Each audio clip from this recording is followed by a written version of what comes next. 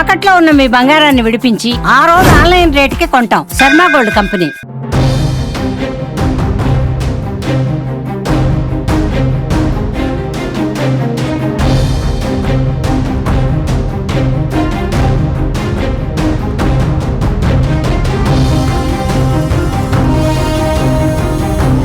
India కాల్పులాపినా బలూచిస్తాన్ మాత్రం పాకిస్తాన్ అంతు చూస్తోంది.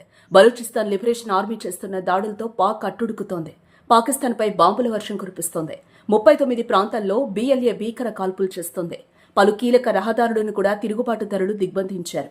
ఇప్పటికే క్వెటా నగరం స్వాధీనం చేసుకున్న బలూచిస్తాన్ మాంగోజర్ పట్టణాన్ని కూడా స్వాధీనం చేసుకున్నట్టు ప్రకటించింది. ముఖ్యంగా తమ ప్రాంతంలోని పాక్ జాతీయ జెండాను తొలగిస్తూ ప్రభుత్వ కార్యాలయాలు, భవనాలు, స్మారక చిహ్నాలపై తమ జెండాలను ఎగురవేస్తున్నారు. ఈ ఆపరేషన్ ఇంకా కొనసాగుతుందని, భవిష్యత్తులో పాకిస్తాన్ సైనిక కాన్వాయ్లే లక్ష్యంగా దాడులు కొనసాగిస్తామని BLA హెచ్చరించింది.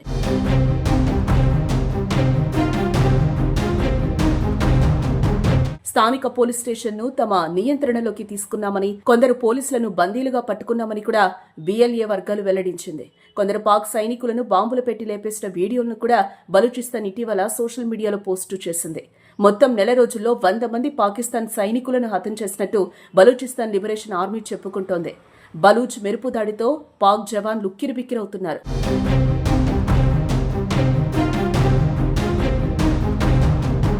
బలూచిస్తాన్ను స్వతంత్ర దేశంగా ప్రకటించాలంటూ బలూచ్ లిబరేషన్ ఆర్మీ పేరిట వేర్పాటువాదులు పాక్ సైనికులపై దాడులు చేస్తున్నారు.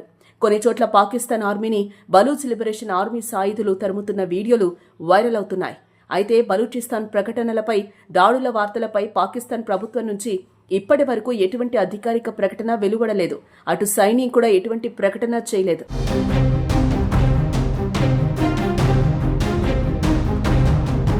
మరోవైపు పాకిస్తాన్ అంతు చూసేందుకు భారత సాయాన్ని కూడా బలూచిస్తాన్ కోరింది. తమకు ఇండియా సాయం చేస్తే బాగుంటుందని BLA నేతలు ఎక్స్ వేదికగా నేరుగా ప్రధాని మోదీకి ట్వీట్ చేశారు. ఎవరి సాయం తీసుకోకుండా బలూచ్ ప్రజలు పాక్లోని 46% భూమిని ఆధీనంలోకి తీసుకున్నట్టు వివరించారు. భారత్ తమకు సాయం చేస్తే మరిన్ని అద్భుతాలు చేసి చూపిస్తామని చెప్పారు. ముఖ్యంగా భారత రక్షణ బడ్జెట్లో 5%, ఆయుధాల్లో 2% ఇవ్వగలిగితే పాక్ అంతు చూస్తామని వివరించారు. తాము పుట్టిన గడ్డ కోసం పోరాడడం వల్ల గెలుస్తున్నామని, కానీ పాక్ సైన్యం ఉద్యోగం కోసం మాత్రమే తమతో పోరాడుతుందని, అందుకే ఓడిపోతుందని వెల్లడించారు. ఇలాంటి సమయంలో తమకు ఆయుధాలు, మిసైల్స్ ఇచ్చి సాయం చేస్తే పాకిస్తాన్కు చుక్కలు చూపిస్తామంటూ ట్విట్టర్ వేదికగా మోదీని కోరారు. దీనిపై ఇండియా స్పందించలేదు.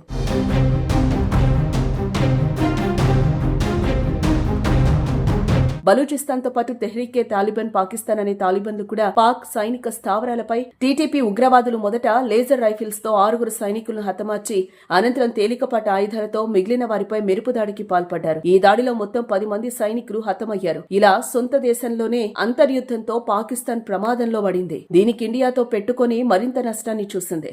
రానున్న రోజుల్లో పాక్ తీవ్ర దుర్భర పరిస్థితులు ఎదుర్కోవడం ఖాయంగా కనిపిస్తోంది.